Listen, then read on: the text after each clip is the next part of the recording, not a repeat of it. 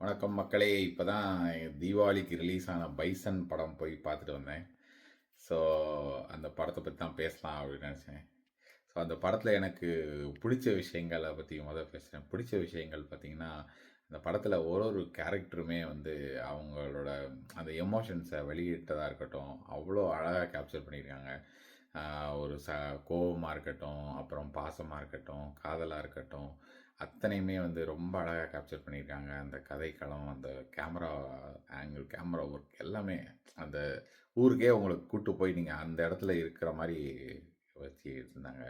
அதுவுமா நடிகர், நடிகைகள் எல்லாருமே ரொம்ப நல்லா நடிச்சிருந்தாங்க. த்ருவ் விக்ரமா இருக்கட்டும், அப்புறம் பசுபதியா இருக்கட்டும், ரஜிஷா விஜயன் எல்லாருமே ரொம்ப நல்லா நடிச்சிருந்தாங்க. ஸோ, இப்ப இந்த கதை வந்து பார்த்தீங்கன்னா, ஒரு ஒரு இளைஞன் வந்து எதுக்கு எதனால அவனுக்கு என்ன பிரச்சனைகள சந்திக்கிறோம் அப்படின்னா, அவன சுத்தி பிரச்சனைகள் இருக்கு. அத அவங்க அப்பா சொல்ல ட்ரை பண்ணிக்கிட்டே இருக்காரு. இல்லடா நம்ம அந்த பிரச்சனை இருக்கு. வேண்டாம், வேணான்னு. அவனுக்கு என்னன்னே தெரியாம இப்போ ஒரு குழந்தை வந்து இந்த மாரி வளர்ந்து வந்தா அது எவ்வளோ கஷ்டம். எதுக்காக நான் அத பண்ணக்கூடாது? ஏன்? எதுக்கு? என்ன பிரச்சனை? யாருக்கு பிரச்சனை? அதுக்கு நான் ஏன் அத வந்து அதில அஃபெக்ட் ஆகுறேன் அப்படின்னே தெரியாம அவ்வளோ பிரச்சனைகளையும் ஃபேஸ் பண்ணி அது வந்து ஆனா நீங்க ஜாதியா, இல்ல ஒரே ஊர் பிரச்சனையா அப்படின்னு பார்த்தீங்கன்னா, எல்லாம் ஒரே ஊருக்குள்ளேயுமே பிரச்சனைகள் இருக்கும்.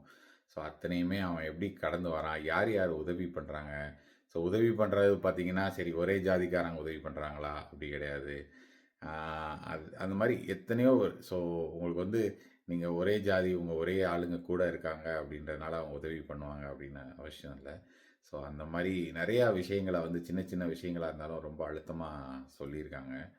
ஆ அதே மாரி ஒரு அந்த பெரிய 2 தலைவர்கள் மாரி காட்டியிருப்பாங்க. சண்டை போடுவாங்க. அவங்களே சொல்லுவாங்க, "நாங்க என்ன விஷயத்துக்காக இந்த சண்டை ஆரம்பிச்சோம். ஆனா நீங்க அதுக்கு அத என்னவா வந்து அத ஆக்கி வச்சிருக்கீங்க?" அப்படின்னு பேசுறது எல்லாமே ரொம்ப நல்லா இருந்தது டயலாக்ஸு. த்ருவ் விக்ரம் கண்டிப்பா சொல்லி ஆகணும். அத நான் கேள்விப்பட்டேன். அவர் வந்து 2 1/2 வருஷமா அந்த கேரக்டராவே வாழ்ந்து, அதுக்காக கபடி பிராக்டிஸ்னாலும் சரி, அந்த ஊர்கள்ல இருந்தும் இவ்வளோ மெனக்கெட்டு நடிச்சிருக்காருன்றது படத்துல நல்லாவே தெரிஞ்சது. ஃபர்ஸ்ட் ஹாஃப்ல மட்டும் கொஞ்சம் இறுக்கமா இருக்கிற மாரி ஒரு ஃபீல் ஆச்சு. செகண்ட் ஹாஃப்லலாம் அவரு டயலாக் பேசும்போதும் நல்லா ஃப்ரீயா பேசுற மாரி இருந்தது. ஃபர்ஸ்ட் ஹாஃப்ல ரொம்ப இறுக்கமா இருந்தது. மேபி அது அவங்க கேரக்டரைசேஷனா கூட இருக்கலாம். அதுக்கப்புறம் கடைசியில முடியும் போதும் உங்களுக்கு ரிசல்ட்ஸ் தெரிஞ்சாலுமே வந்து நல்லா இன்ட்ரஸ்டிங்கா கூட்டு போனாங்க. மியூசிக்குமே ரொம்ப இன்டென்ஸா இருந்தது. அந்த இன்டென்ஸ் வந்து உங்களுக்கு தியேட்டர்ல உங்களால ஃபீல் பண்ண முடியும்.